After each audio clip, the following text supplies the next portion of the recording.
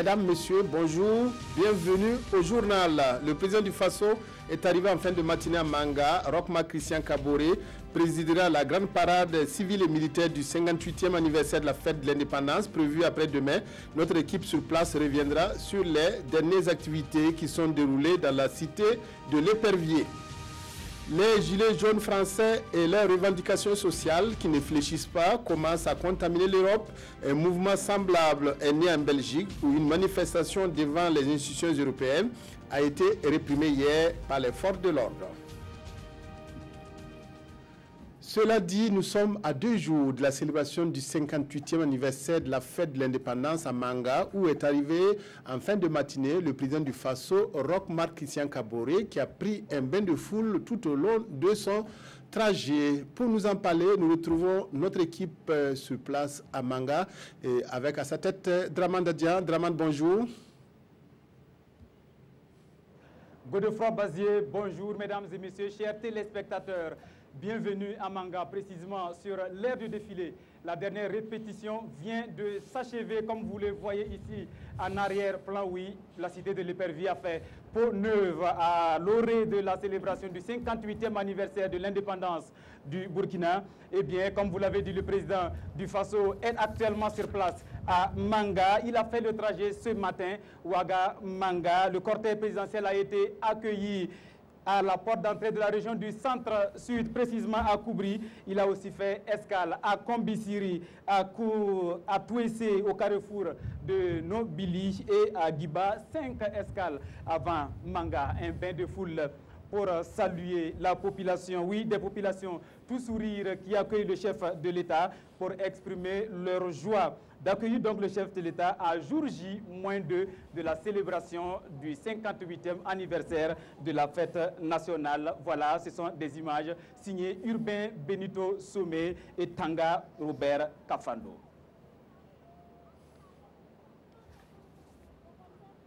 Oui, Manga, Ouagadougou, une centaine de kilomètres à parcourir. Fini désormais les longues distances pour faire une échographie. Et le centre médical avec antenne chirurgicale de Manga vient de recevoir un échographe, fruit de la coopération entre la Fondation Kimi et la République populaire de Chine. Un échographe, mais pas seulement, car les enfants souffrant du VIH-Sida ont aussi reçu des vivres ce matin. On fait le point en image avec Nongba Kouda et Zalissa Sanfo. Le CMA de Manga. Aujourd'hui, c'est chose faite. Alors fini les déplacements vers Ouagadougou pour se faire explorer. En plus de cet appareil d'échographie, les enfants atteints du VIH-Sida issus de couches défavorisées ont reçu ici de quoi améliorer leur alimentation. C'était une doléance particulière des femmes de la région du centre-sud qui m'ont dit qu'il y avait un appareil d'échographie au niveau du CMA et elles avaient la possibilité donc d'avoir des échographies gratuites. Cet appareil est abîmé, en panne complètement, et donc c'était un souci pour elles que de pouvoir disposer d'un nouvel appareil. Et il s'est trouvé que dans le laps de temps, j'ai eu l'offre de l'ambassade de Chine de m'offrir du matériel.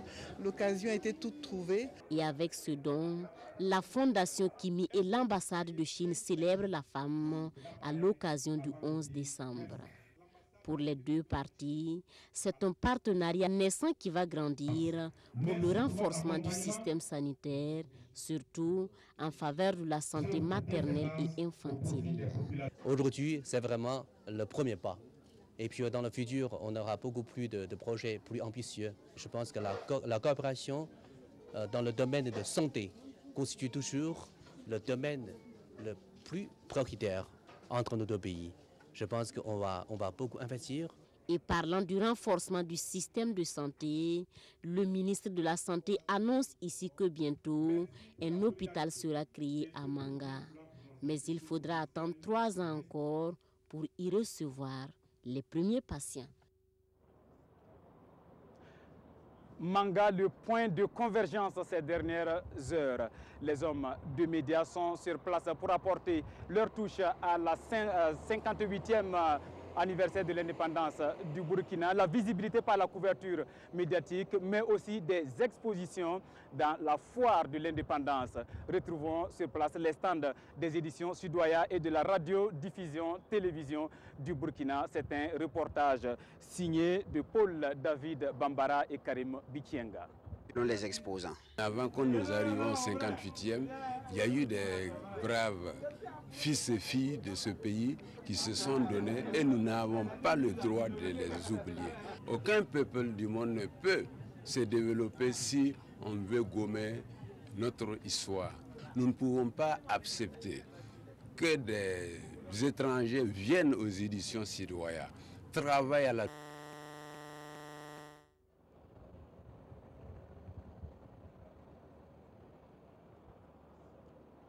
Problème technique de liaison avec Manga et Draman Dadian. Nous allons vous retrouver Dadian. Cette fois, je vous invite à la mairie pour convoler en juste noces, prenant Dieu et les hommes en témoin. 38 couples ont dit oui pour régulariser leur situation. Un mariage collectif à la faveur de la célébration du 58e anniversaire du Burkina pour, vous le savez, des souvenirs indélébiles. On fait les échos avec Oscar.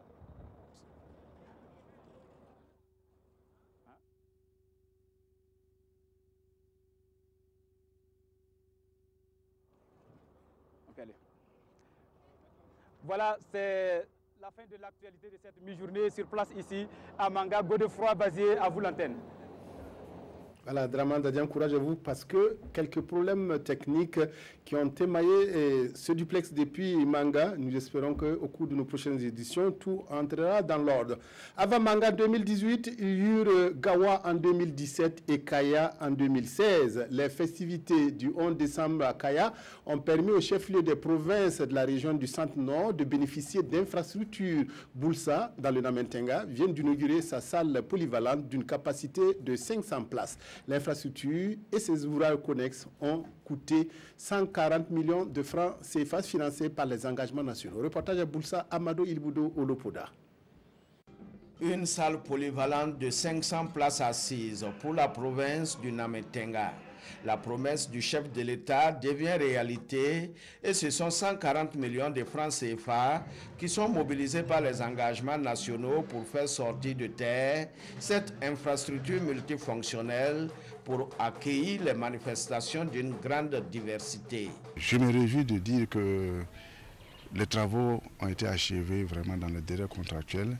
Et nous avons une infrastructure de très bonne facture qui va vraiment nous aider à nous épanouir culturellement et pour nos grandes rencontres. Infrastructure qui vient résoudre un problème énorme que nous avions ici, à savoir un lieu approprié de réjouissance, un lieu approprié pour que la culture puisse éclore. Cet ouvrage offre la possibilité aux populations de se concerter et de communiquer en toute quiétude ou encore de festoyer en toute sécurité.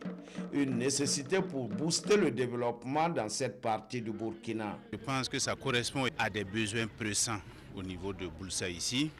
Et ce que nous souhaitons, c'est que le maire, le conseil municipal et l'ensemble des populations, les artistes, les femmes, les jeunes, en fassent le meilleur usage possible afin que cette infrastructure dure le plus longtemps possible et qu'elle appelle d'autres infrastructures structurantes au profit des populations. La salle polyvalente de Boulsa doit vivre et générer émotions et bien-être. C'est le souhait de tous ici. Populations et autorités présentes nourrissent l'espoir de voir cette infrastructure renforcer davantage la cohésion entre les fils et filles de la province. Un engagement du président du Faso donc tenu à Boulsa, mais est-ce que tous ces engagements sont tenus? Les résultats du dernier sondage d'opinion sur la 3e année de mandat du président du Faso, Roch-Marc Christian Kaboré, ont été présentés hier par le Centre pour la gouvernance démocratique CGD. Roch-Marc Christian Kaboré obtient une note d'environ 5 sur 10. L'étude a concerné un échantillon représentatif de plus de 2000 personnes âgées de plus de 18 ans reparties sur tous les territoires. Moussa Ouedraogo Arunamari. Un 3 du président Kaboré, 4,91 sur 10. C'est la note décernée au chef de l'État à 2 ans de la fin de son premier quinquennat. Le chiffre émane du dernier sondage d'opinion réalisé par le CGD, le Centre pour la gouvernance démocratique, avec l'appui financier de l'ONG Diaconia. L'enquête embrasse l'ensemble du programme présidentiel sur lequel les citoyens identifiés de façon aléatoire se sont exprimés. Du point de vue des citoyens, le transfert des compétences vers les collectivités territoriales commence à se faire sentir, mais ils notent par exemple que les ressources ne suivent pas. Plus de la moitié des citoyens, 52%, n'ont pas confiance à la capacité du chef de l'État à remporter la victoire par rapport à la lutte contre la corruption. Et quand nous prenons le deuxième grand axe qui concerne le développement du capital humain, et c'est notamment toutes les actions dans le cadre de la gratuité des soins, la normalisation des écoles, voilà, ce sont ces éléments d'appréciation qui reviennent où les citoyens nourrissent toujours de l'espoir. Et le dernier grand axe, ça concerne la dynamisation des secteurs porteurs de l'économie. L'exemple que le chef de l'État donne déjà par le mot d'ordre consommant burkinabé avec le port du Faso d'Anfane est également apprécié. Et nous avons aussi abordé un peu le point de vue des citoyens sur la manière dont certaines questions ont été gérées, notamment la menace terroriste, la lutte contre le chômage, la lutte contre la corruption. Et globalement, pour ces différentes questions, les citoyens ne sont pas satisfaits. L'étude a été réalisée du 1er au 6 décembre 2018. Pour le CGD, ces résultats sont le reflet d'une opinion à partir d'une période précise. La structure ajoute que les insuffisances constatées sont des zones d'alerte qui interpellent les gouvernants sur le contrat social. Pour la structure, certaines actions réalisées par les pouvoirs publics sont parfois ignorées par les populations. C'est au gouvernement de faire en sorte que toutes les actions qu'il mène puissent être connues, qu'il communique davantage sur ces actions pour que vraiment ces actions puissent être ressenties au niveau terrain auprès des citoyens. Les chiffres ont suscité des débats et des contributions à ce dialogue démocratique. Pour les prochaines élections, 77% des personnes interrogées se disent favorables à aller aux urnes afin d'exprimer leur droit de vote. La Loterie nationale burkinabé poursuit sa collaboration avec l'Université burkinabé, la LONABé et le ministère de l'Enseignement supérieur et de la Recherche scientifique ont signé vendredi dernier une convention d'1,250 milliard de francs CFA. Cette enveloppe qui sera étalée sur 5 ans est destinée à améliorer les heures sociales au sein des universités burkinabé. C'est reparti pour un autre partenariat. Donc, Idrissa Warga, Bouma Ernest Nebié. Par cette signature de convention, la Loterie nationale s'engage à soutenir financièrement le ministère en charge de l'enseignement supérieur.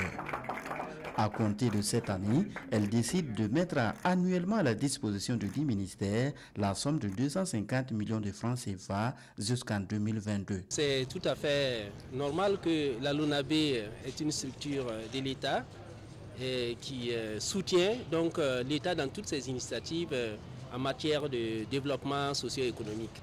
Et donc, l'action de la LONABé de ce soir s'inscrit en droite ligne également de l'Axe 3 du PNDS que vous connaissez.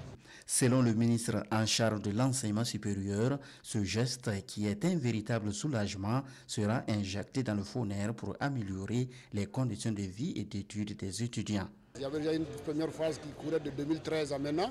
Ils viennent encore avec une seconde phase d'1,250 milliard.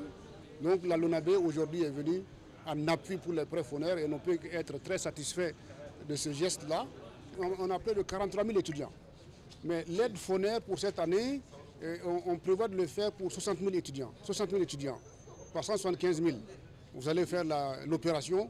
C'est des montants très importants. Cet appui financier s'inscrit dans le cadre de la responsabilité sociale de la LONABé et répond du même coup au slogan de la société « Les lots aux heureux gagnants, les bénéfices au FASO ». Le Conseil économique et social CES multiplie les initiatives pour faire connaître davantage ses missions au grand public. C'est dans ce cadre que les élèves de l'École nationale de police ont bénéficié d'une conférence publique autour de la révolution numérique et défis sécuritaires, enjeux, défis et perspectives pour une paix durable. Les discussions ont porté sur l'utilisation rationnelle des technologies de l'information et de la communication pour faire face aux défis sécuritaires. Amado Ilboudo, Pascal Canet, précision. C'est une conférence publique voulue par le Conseil économique et social pour sensibiliser les étudiants et les élèves de l'École nationale de police sur les enjeux et les défis sécuritaires liés à la révolution numérique. Révolution numérique et défis sécuritaires, enjeux, défis et perspectives pour une paix durable, c'est le thème central de cette conférence publique. L'ambition est de montrer aux participants comment utiliser de façon rationnelle l'éthique pour faire face aux problèmes sécuritaires. La révolution numérique est une réalité. Les changements qu'elle engendre sont profonds et structurants puisqu'ils modifient notre façon de produire, de consommer, de vivre tout simplement.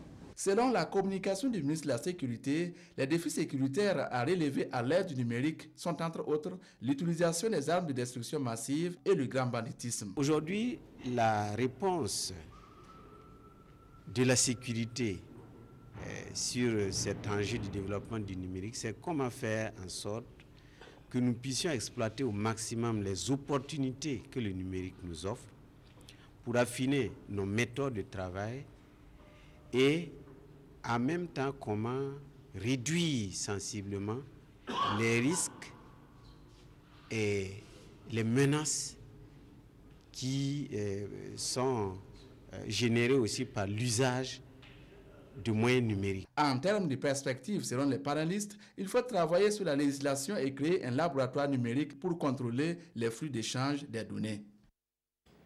Le Burkina participe à Katowice, en Pologne, à la COP 24, avec une délégation conduite par le ministre de l'Environnement, de l'économie verte et du changement climatique. Une semaine après le début des travaux, le ministre Nestor Bassière a dressé un premier bilan au cours d'une rencontre entre Burkinabés.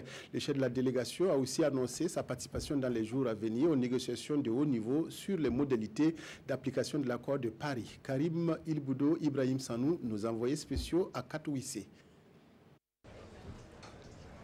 Après les salutations d'usage, le ministre de l'Environnement prend l'épaule de la participation de la délégation burkinabé à cette COP 24. Satisfaisant, dira le point focal, malgré la température qui frôle souvent moins 7 degrés Celsius.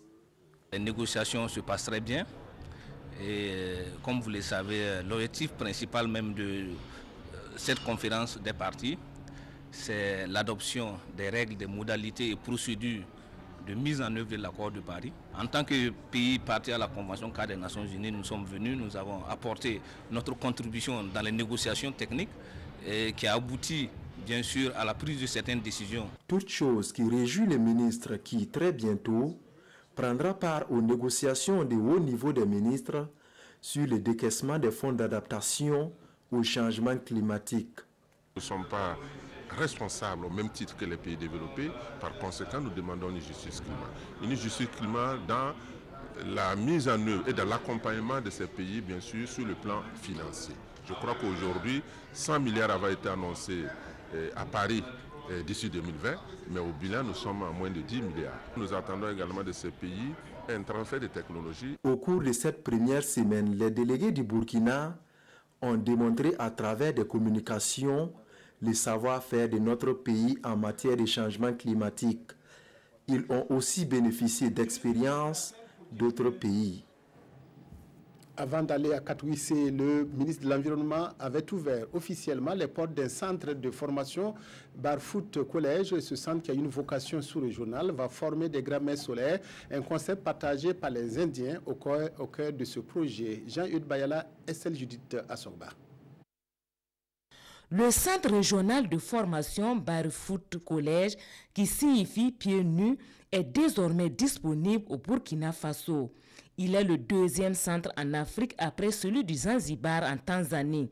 Situé à Nyorida, dans la commune rurale de Nobéré, dans le Zunwego, le centre est bâti sur un terrain de 15 hectares et est destiné à la formation en énergie renouvelable des femmes rurales, communément appelées grand-mères solaires. D'aucuns diront un centre, tu s'occupes de l'énergie solaire, tu te retrouves à l'environnement. C'est difficile à expliquer, mais c'est simple. Pour l'environnement, c'est comment réduire les gaz à effet de serre. Pour le ministère de l'Énergie, c'est éclairer le Burkina Faso en y associant la population. Donc c'est un projet qui sera géré en synergie avec les deux départements. Et pour que le Burkina puisse obtenir ce centre, ça n'a pas été facile devant des pays comme le Sénégal, le Ghana, le Togo, la Côte d'Ivoire. Donc pour nous, nous avons ces défis à relever. La matérialisation de l'infrastructure a été rendue possible grâce au partenariat entre l'Inde et le Burkina Faso. Ainsi, les grands-mères n'auront plus à effectuer le déplacement de l'Inde pour bénéficier de la formation. Et le centre accueillera aussi les apprenantes venues du Bénin, de la Côte d'Ivoire, du Ghana, du Togo et du Niger. Au niveau donc du ministère de l'Énergie, nous avons des projets donc, avec le Fonds Vert Climat, qui est que l'année prochaine, nous allons faire autour d'une centaine de centrales, de mini-centrales dans les villages. Et nous avons aussi un investissement pour 100 000 ménages pour les Solar Home Systems qui sont. Elles vont permettre à ce que nous puissions en tout cas développer notre programme de façon continue dans les villages. Et les deux ministres s'engagent à mettre tout en œuvre pour que le centre puisse devenir une référence en matière d'énergie solaire dans la sous-région. La troisième phase du programme national de gestion des terroirs, PNJT 2, arrive à terme dans 3 semaines. Avant cette échéance, les journalistes ont été conviés à visiter certaines réalisations dans le centre-sud. La caravane de presse s'est rendue notamment dans le ranch de Nazega et dans le village de Natiédougou, où une école moderne a été construite pour remplacer celle sous Payotte. Rasmane Zundi, Abdul Rasmane Zongo. Le ranch de Nazenga, des boutiques et hangars à Tchébélé, l'école primaire de Natiédougou, la forêt communale de Pau et la forêt du village de Songo 2 sont entre autres sites ayant fortement bénéficié d'infrastructures ou encore de l'appui financier du Programme national de gestion des terroirs, PNJT 2 phase 3.